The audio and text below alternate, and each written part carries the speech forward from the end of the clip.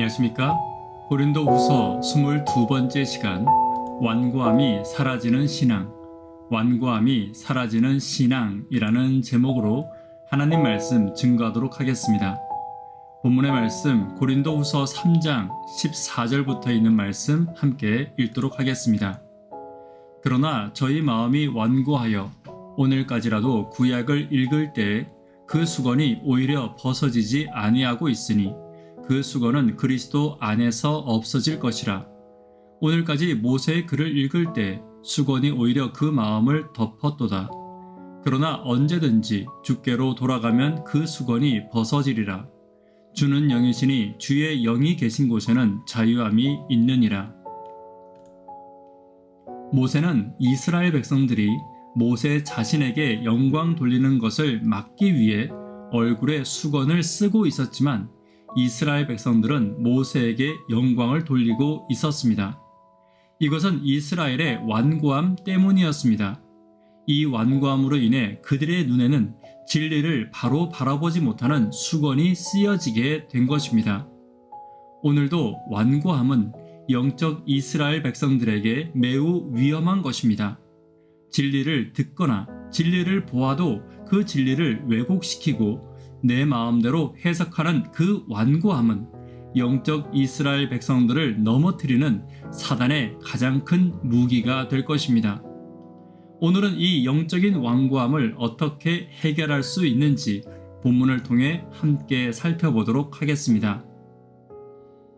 첫 번째는 그리스도 안에서 완고함이 사라집니다. 14절입니다. 그러나 저희 마음이 완고하여 오늘까지라도 구약을 읽을 때 그 수건이 오히려 벗어지지 아니하고 있으니 그 수건은 그리스도 안에서 없어질 것이라. 하나님의 사랑을 사단만큼 잘 아는 존재도 없고 사단만큼 직접 그 영광과 사랑을 본 존재는 없습니다. 그러나 여전히 사단은 회개하지 않고 멸망의 길을 걸어가고 있는 것은 사단의 완고함 때문입니다. 마찬가지로 하나님을 잘 안다고 해서 하나님을 오래 안다고 해서 완고함은 저절로 사라지지 않습니다. 오히려 교회를 오래 다닐수록 완고함이 굳어져 있는 경우를 많이 볼 수 있을 것입니다. 완고함의 수건은 오직 그리스도를 만날 때 벗어지게 될 것입니다. 사도 바울은 전통적인 신앙이 옳은 것으로 생각하고 진리를 따르는 성도들을 핍박하는 일을 행하고 있었습니다. 그러나 그가 그리스도를 만났을 때 비로소 그의 완고함은 깨지고 진리의 길을 걷기 시작했던 것입니다. 우리도 마찬가지입니다. 완고함은 오랜 교회 생활로 결코 깨지지 않습니다. 오직 예수를 개인의 구주로 받아들이고 내가 예수를 개인적으로 만나는 경험을 할 때 완고함은 깨지고 비로소 진리의 길로 걷게 됨을 잊지 않는 저와 여러분 되기를 간절히 바랍니다. 두 번째는 성령의 음성과 함께 말씀을 볼 때 완고함이 깨질 것입니다. 15절입니다. 오늘까지 모세의 글을 읽을 때 수건이 오히려 그 마음을 덮었도다. 유대인들이 말씀과 기도 생활을 하지 않아서 완고해진 것은 아닙니다. 15절의 마음이라는 헬라어는 지적인 활동의 중심지와 인간의 인격과 애정이 자리 잡는 곳을 의미하고 있습니다. 다시 말해 인간의 인격과 애정과 지적인 활동은 단순히 글을 읽고 형식적인 행동을 함으로 변화되지는 않는다고 말하고 있는 것입니다. 우리는 매일 지나가는 길거리에 전봇대의 수를 자세히 알지 못합니다. 수없이 타고 내리는 버스의 좌석 수도 우리는 알지 못합니다. 이유는 보는 것과 아는 것은 별개의 것이고 또 깨닫는 것은 전혀 다른 문제이기 때문입니다.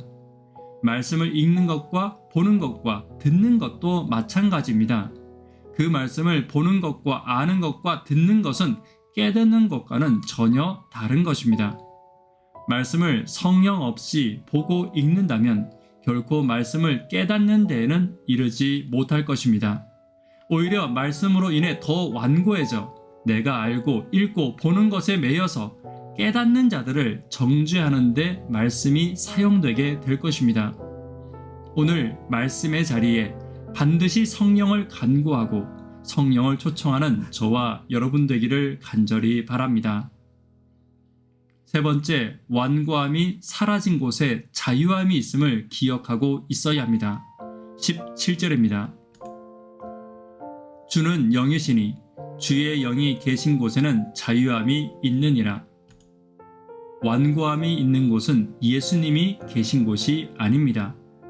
다시 말해 완고함은 예수님과 함께할 수 없다는 것입니다. 내 마음속에 새 언약의 영으로 새겨진 그리스도인들은 정죄와 구속의 율법으로부터 자유함을 얻게 될 것입니다. 이것은 나를 정죄하는 데서부터 벗어나는 자유이기도 하지만 남을 정죄하는 죄로부터의 자유도 얻게 될 것입니다. 바울은 이러한 자유함의 영을 받아 더 이상 율법에 얽매이지 않고 율법대로 다른 사람을 심판하지도 않았습니다.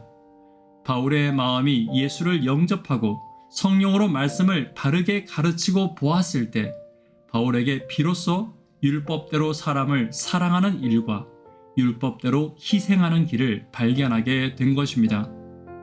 오늘 우리에게도 하나님께서 주시는 완고함을 벗어버린 자유함이 있기를 위해 기도하는 저와 여러분 되기를 간절히 바랍니다. 말씀에 결론 맺도록 하겠습니다. 신앙의 완고함이 어떻게 벗어질 수 있는지 함께 살펴보았습니다. 그리스도 안에서 완고함이 벗어지게 될 것입니다. 성령의 음성과 함께 말씀을 읽을 때 완고함이 벗어지게 될 것입니다. 완고함이 사라진 곳에 자유함이 있음을 기억하는 저와 여러분 되기를 간절히 바랍니다.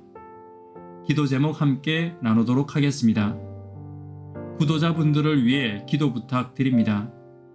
청년, 학생, 어린이를 위해서 특별히 학생 해외 봉사대를 위해 기도 부탁드립니다. 장례를 당한 가정이 있습니다. 장례를 당한 가정을 위해 기도 부탁드립니다. 사경회를 위해 기도 부탁드립니다. 신앙의 완고함을 벗어버리기를 위해 기도 부탁드립니다. 이 시간 개인적으로 기도하도록 하겠습니다. 감사합니다.